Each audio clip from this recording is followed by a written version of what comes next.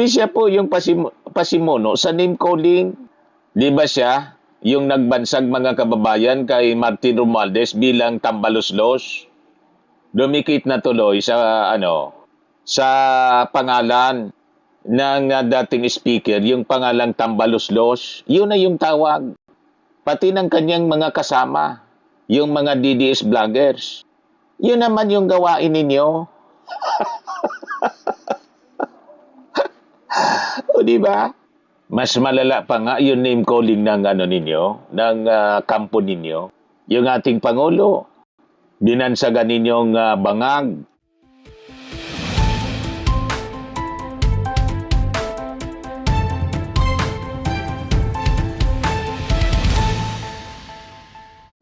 Hello po mga kababayan, si Dante Maravillas.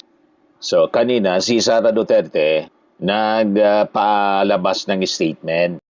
Kinokondina niya yung name calling daw po sa impeachment trial.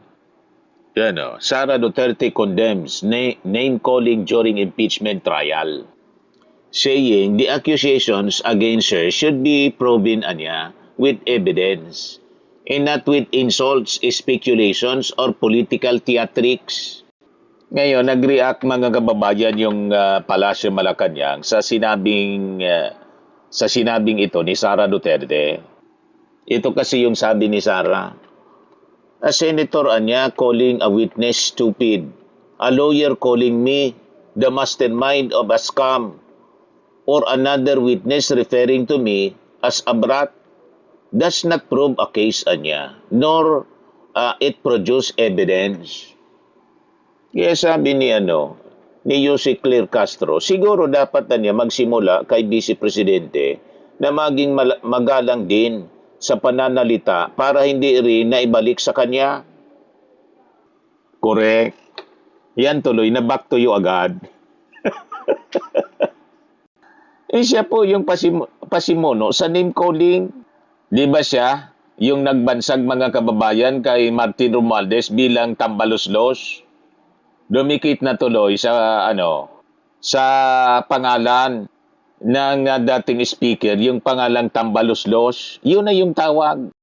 Pati ng kanyang mga kasama, yung mga DDS vloggers. Yun naman yung gawain ninyo. O di ba?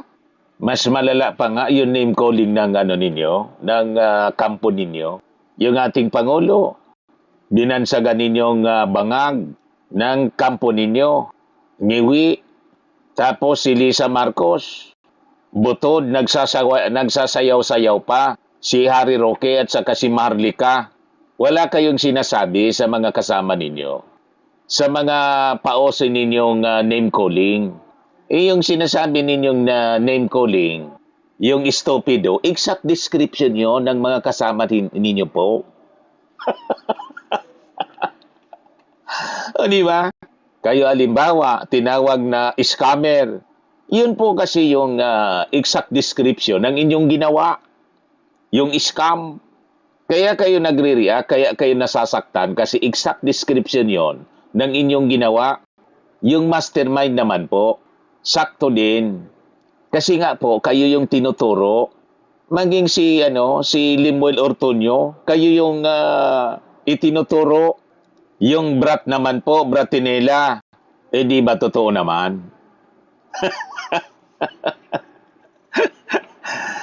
Di ba? Pero yung tawag ninyong tambaluslos, yun ang malabo. Bangag, tambaluslos, na description kay, sa ating Pangulo at saka kay Martin Romualdez, malabo yon. Malayo sa katotohanan. Tama po. So tama itong sinabi po ni Jose Castro, dapat magsimula sa inyong sarili para hindi po na ibabalik sa inyo. O di ba mga kababayan? At saka yung description pong estupido, hindi po yun panginginsulto. Tulad nito na sinasabi ni Ping Lacson, pakinggan po ninyo. Hindi ito panginsulto. Ito po. Ano pong analysis nyo dyan? On the Very simply. paano nyo i-analyze yung ganitong klaseng mga descriptions? In these are the activities that will be done, I sir. know. Pero Yes, kung sir. i-analyze nyo, ano ibig sabihin nito? Hindi ba ito insulto sa common sense? Hindi man lang nyo binago ng konti, at least si Colonel Chica siguro ito. No? Una-una, regular program, sana man lang, pagdating sa PFP, binago nyo yung nomenclature. Tapos, under the physical target, yung column, sana man lang, binago nyo yung activities. Copy-paste eh. Again, ulitin ko, tingin ko sa inyo, matalinong tao, matalinong witness, anong tingin nyo rito? Kung i-describe nyo in one word. Sir, I cannot Copy-paste Ako lang naman po. i-describe. I think it's stupid. 2022 to 2023. Sana man lang, binago-bago nyo Yung ng gastos. konti. Maraming salamat, Mr. Presiding Officer. Ulitin natin. Sir, I cannot Ako na mag-describe. I think it's stupid. Ulitin natin uli. Tapos, under the physical target, yung column, sana man lang, binago nyo yung activities. Copy-paste eh. Again, ulitin ko, tingin ko sa inyo, matalinong tao, matalinong witness, anong tingin nyo rito? Kung i-describe nyo in one word. Sir, I cannot Ako na mag-describe. I think it's stupid. Stupid. Ano man ang ano yung magiging description mo doon kung hindi stupidity? Copy-paste lang para i-justify po. Hindi man lang binago. O, para maintindihan ninyo kung ano yung tinatanong ni Ping Lacson, i-rewind natin kung ano yung topic dito. Ito yung interjection ni Ping Lacson. afternoon, Your Honor. You know, even setting aside your educational background and your work experience, it is not difficult to conclude na matalino kayong tao, you're an intelligent person, and an intelligent witness as well. So, kayo po yung Assistant Chief of Staff ng OBP. Yes, Your Honor. Kayo rin yung concurrently Administrative and Financial Officer. As the Assistant Chief of Staff, sir, I oversee the Administrative and Financial Officer. Yeah. Yes, sir. So, effectively, kayo yung Admin and Financial Officer. Yes, sir, I oversee the Admin and Finance, sir. You know, kanina kasi, upon questioning ni Attorney Christine, she kept referring to the regular programs under the Office of the Vice President. No? Natatandaan niyo yun? So it aroused my curiosity. No? Pina-pull out ko sa staff yung General Appropriations Act ng 2022 as well as 2023. So we found out, papabasa ko sa inyo para hindi ma-charge sa oras ko. No? For 2022, under the regular Good Governance Program, merong 621.6 million pesos. Kaya pakibasa nyo na lang, kayo na lang. Sorry, sir, hindi ko makita, sir. Okay, for fiscal year 2022, sir, under Good Governance Program, General Appropriations Act, 621.6 million, sir. Please continue. And then Physical and Financial Plan for the Confidential and Intelligence Funds, 125 million for the fourth quarter. And then for fiscal year 2020, Under the same program, Good Governance Program, Good Governance under Program, the PFP. under the PFP, Okay, please sir. continue. And then for fiscal year 2023, Socio-Economic Program Delivery, 2.21 billion billion under General Appropriations Act, and then 500 million for 125 million first quarter, 125 million second quarter, 125 million third quarter, and 125 million fourth quarter. Okay. For a total of 500 million more. 500 million. Next slide. I-juxtapose ko naman yung next slide, wag na yan. I-juxtapose ko yung 2022 at saka 2023 OBP Physical and Financial Plans confidential intelligence, dalawang budget years. Pakibasa yung last quarter, physical target.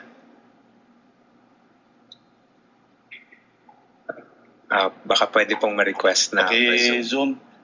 Pwede bang hindi charge sa time ko? Ako magbabasa. Okay. Letter A, number of identified areas with surveillance conducted and monitored. Letter B, percentage of activities implemented without and toward security-related incidents. Paulit-ulit po ito, no? So, sabi ko kanina, kayo naman ay mukhang matalinong tao at matalinong witness. Ano pong analysis nyo dyan? On the Very simply, paano nyo i-analyze yung ganitong klaseng mga descriptions? Kinapi-paste lang. these are the activities that will be done, I sir. know. Pero Yes, kung sir. i-analyze nyo, ano ibig sabihin nito? Hindi ba ito insulto sa common sense? Hindi man lang nyo binago ng konti, at least si Colonel Lachica siguro ito.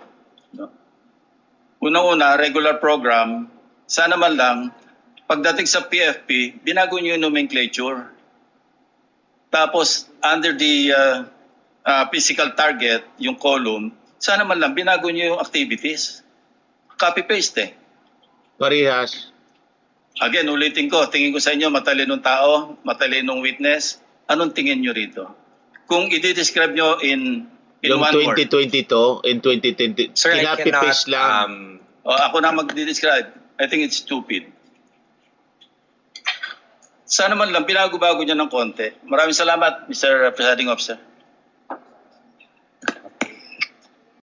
Tapos nagagalit si Sarah. Yan ang exact description ng mga gawain nila, stupidity. Kasi nga po, gawa-gawa yung justification, hindi man totoo. Copy-paste. Sakto yung 2022, tapos 2023. Parehas yung description. Booking talaga po. Gawa-gawa lang nila. Hindi man totoo. Kaya pati yung description ng mga activities, parehas. May ganon. Ngayon, nag-react din yung prosecution team sa sinasabi ni Sarang theatrics, political theatrics. Sabi ni prosecution team spokesperson Renico, BP Anya cannot cry about political theatrics when she herself weaponizes it. Yung testimonies anya ng kanyang sariling staff are clear as to BP Duterte's accountability.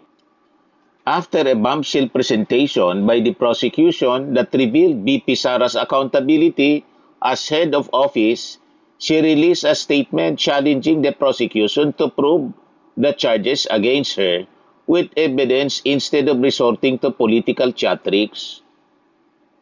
Sabi ni Representative Renico, crying about being called the mastermind of a scam is her newest attempt at redirecting the public's attention anya. Sariling mga tauhan ni Sara ang nagdiin sa kanya bilang may alam at may authorization sa lahat ng mga irregular at maanumalyang aksyon kaugnay ng disbursement, utilization at reporting ng confidential funds.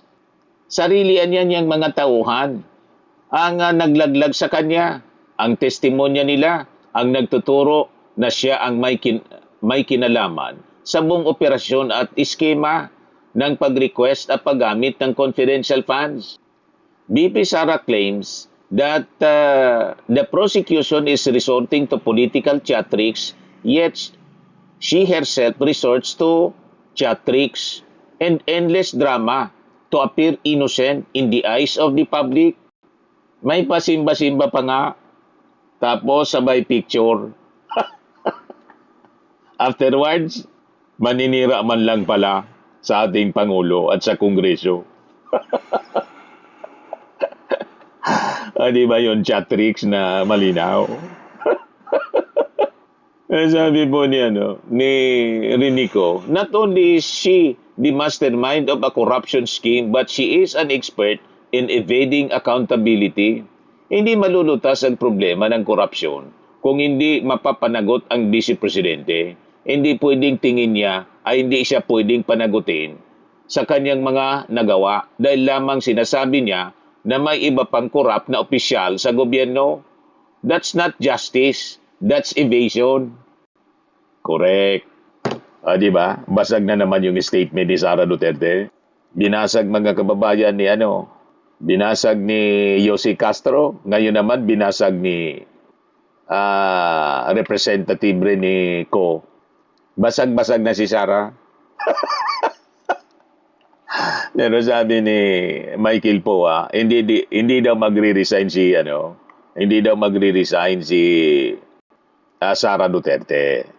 Hindi na niya kailangang mag-resign kasi patatalsikin man lang siya. At kahit mag-resign siya, mga kababayan, tuloy pa rin yung impeachment trial para matanggal siya at disqualified habang buhay. Perpetual disqualification. Yun ang objective.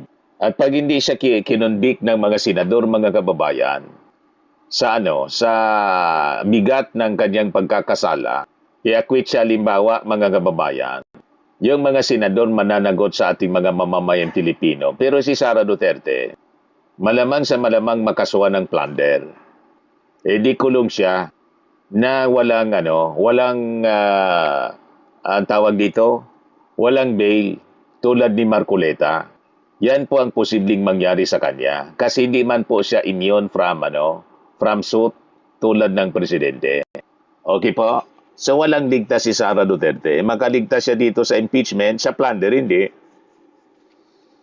Tama po, mga kababayan? Ayan man lang ang ating short video ngayon. Ako po si Dante Maravillas. Bye-bye po. God bless.